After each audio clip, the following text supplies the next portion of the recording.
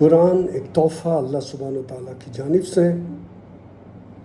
الحمدللہ رب العالمین، الصلاۃ والسلام علیک یا رسول اللہ صلی اللہ علیہ وسلم۔ اعوذ باللہ من الشیطان الرجیم، بسم اللہ الرحمن الرحیم۔ وَكَذَلِكَ جَعَلْنَاكُمْ أُمَّةً وَسَطًا لِتَكُونُوا شُهَدَاءَ عَلَى النَّاسِ وَيَكُونَ الرَّسُولُ عَلَيْكُمْ شَاهِدًا وَمَا جَعَلْنَا الْقِبْلَةَ الَّتِي كُنْتَ عَلَيْهَا إِلَّا لِنَعْلَمَ مَن يَتَّبِعُ الرَّسُولَ مِمَّن يَنقَلِبُ عَلَى عَقِبَيْهِ وَإِنْ كَانَتْ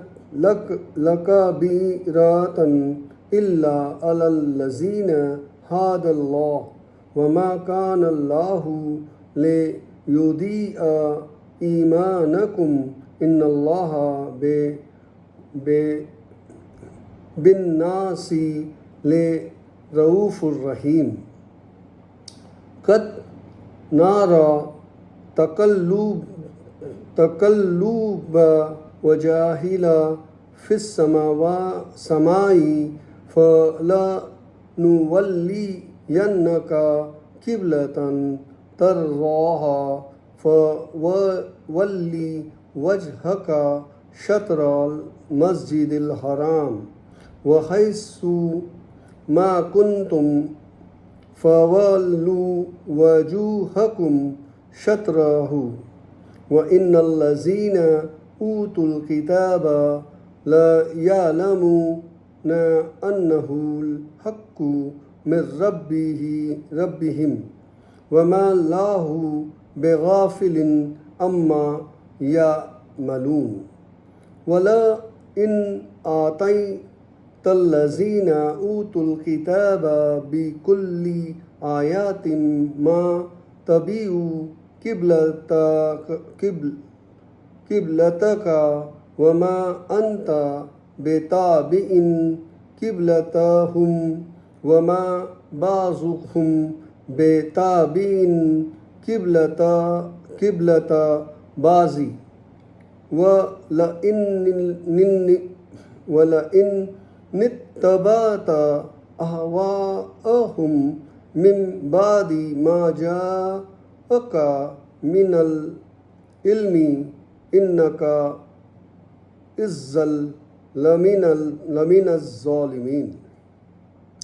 رَبِّ اشْرَحْ لِي صَدْرِي وَيَسِّرْ لِي أَمْرِي وَاحْلُلْ عُقْدَةً مِّن لِّسَانِي يَفْقَهُوا قَوْلِي۔ سورہ بقرہ چیپٹر نمبر 2 ورس نمبر 143 144 145 143 144 145۔ السلام علیکم ورحمۃ اللہ وبرکاتہ۔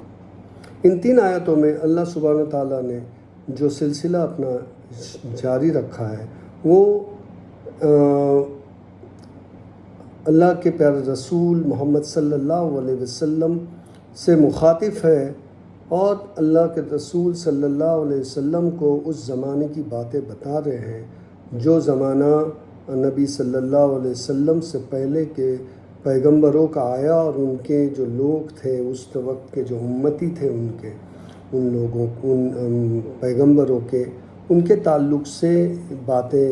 جو بتاتے ہیں کہ جو لوگ مشرک تھے اور جو سرکشی کرتے تھے، آدھا ایمان رکھتے تھے اور کچھ ایمان نہیں بھی رکھتے تھے، اس طرح کے جو لوگ تھے ان کے بارے میں بھی باتیں آتے ہوئے ایک ہمیں گائیڈنس کیا جا رہا ہے۔ تو اللہ سبحانہ تعالیٰ بتاتے ہیں کہ ہم نے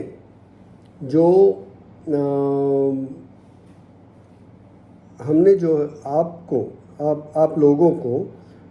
ایک ایسا عدل والی امت بنایا ہے، تو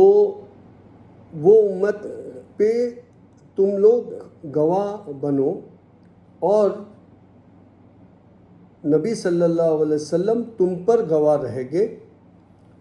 جس قبلے پر تم پہلے سے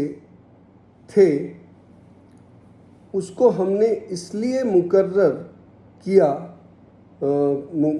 مقرر کیا معلوم کہ تم میں سے کون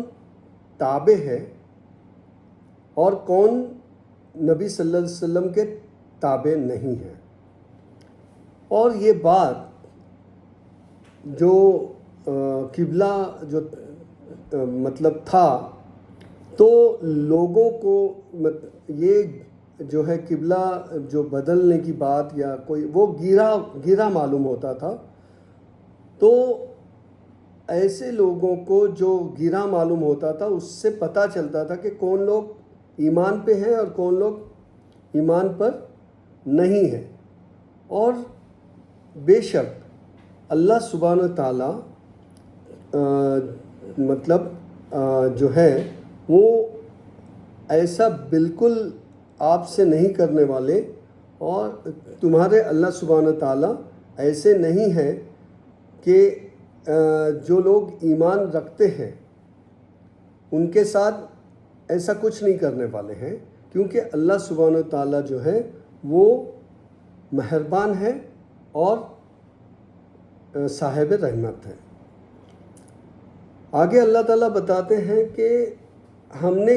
کئی بار نبی صلی اللہ علیہ وسلم کو بتاتے ہیں کہ اے محمد، ہم نے کئی بار آپ کو دیکھا کہ آپ کا چہرہ آسمان کی طرف ہوا کرتا ہے، اور آپ جو قبلہ ہے جو مسجد حرام ہے اس کی طرف جو ہے وہ آپ کا چہرہ بار بار اس طرف جو ہے وہ آپ کا ادھر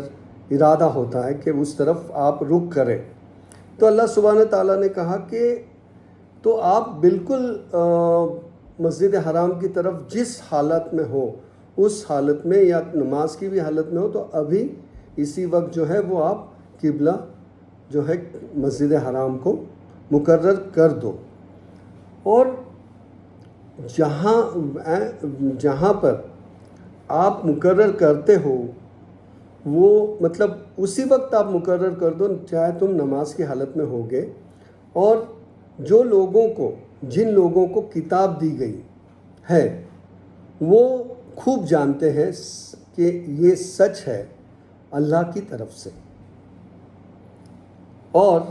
اسی طرح اور اللہ سبحانہ تعالیٰ اس بات پہ بالکل باخبر ہے کہ آپ کیا کر رہے ہو۔ تو یہاں پر جو ہے وہ ہمیں سمجھ میں آ گیا۔ اب قبلہ جو ہے وہ خانہ کعبہ ہو گیا، تو اللہ سبحانہ تعالیٰ یہ بتاتے ہیں کہ جو ہے ہم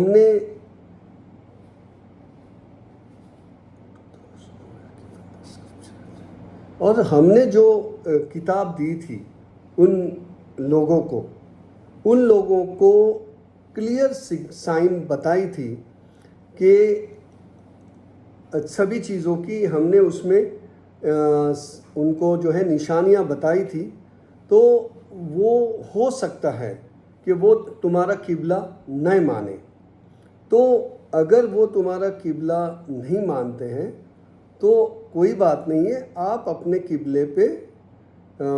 اپنے آپ کو قبلے کی طرف اپنا منہ پھیر دو، اور ان کی جو خواہشیں ہوگی کہ اس قبلے کی طرف ہم کو نہیں جانا ہے، ہمارے ہی قبلے پہ رہنا ہے، تو ان کی ان خواہشات کے اوپر آپ کو بالکل جو ہے وہاں پر آپ کو دھیان دینے کی ضرورت نہیں، ان کے نالج پہ۔ اور اگر آپ نے ان کے ڈیزائرز کے اوپر آپ نے کچھ سوچا تو آپ لوگ بھی جو ہے وہ ظالموں میں سے رہو گے، مطلب غلط لوگوں میں ہو جاؤ گے۔ تو ہمیں یہاں پر ان 3 آیتوں سے یہ پتہ چلتا ہے کہ اللہ سبحانہ تعالیٰ خود مختار ہے۔ اللہ سبحانہ تعالیٰ جو ہے اپنے جو حکم دیتے ہیں اس پہ ہمیں فرما بردار رہنا چاہیے۔ اور اب تو ہمیں پتہ ہے کہ ہمارے لیے جو قرآن ہے وہ مکمل کتاب اور مکمل حکم آ چکا ہے، اور ہمیں یہ بھی جانتے ہیں ہم کہ نبی صلی اللہ علیہ وسلم کے بعد کوئی نبی نہیں آنے والے ہیں۔ تو ظاہر بات ہے کہ اب ہمارے لیے مکمل دین بن کے آیا ہے، تو اس مکمل دین میں ہمارے لیے اللہ کا نے جو اول اللہ کا گھر ہے بیت اللہ، جو ابراہیم علیہ السلام کے وقت سے وہ جو بنا ہے اور وہ اس دنیا کا سینٹر ہے، اور یہ بھی جو ہے وہ ثابت ہو چکا ہے الحمدللہ، تو ہم وہ خوش قسمت مسلمان ہیں جن کو کتاب اور اللہ سبحانہ و تعالیٰ کی کتاب کے تھرو رہنمائی، اور پھر نبی صلی اللہ علیہ وسلم جو خاتم النبیین ہیں، اور ایک اللہ تعالیٰ جو جن کے تعلق سے اللہ نے بتایا کہ جو نبی صلی اللہ علیہ وسلم کی تمام باتیں جو ہے وہ اللہ کی بات ہے، اور جو اللہ کے رسول صلی اللہ علیہ وسلم سے پیار کرے گا چونکہ ایسے ہے کہ جیسے مجھ سے پیار کر رہا ہو، تو یہ ظاہر بات ہے کہ ہم اللہ سبحانہ تعالیٰ کے رسول صلی اللہ علیہ وسلم کی نافرمانی نہیں کر سکتے، اور ان کے مطلب چاہت میں یا کسی بھی چیز میں ہم حد سے تجاوز بھی نہیں کر سکتے، اس لیے کہ نبی صلی اللہ علیہ وسلم نے ہمارا دائرۂ کار بتا دیا ہے، تو ہمیں قرآن اور سنت کو لے کے چلنا چاہیے، اس وجہ سے کہ اب ہمارے لیے اور کوئی رہنمائی ہونے والی نہیں ہے، ہمیں اسی دائرے میں رہ کے اچھی زندگی جینا ہے۔ السلام علیکم ورحمۃ اللہ وبرکاتہ۔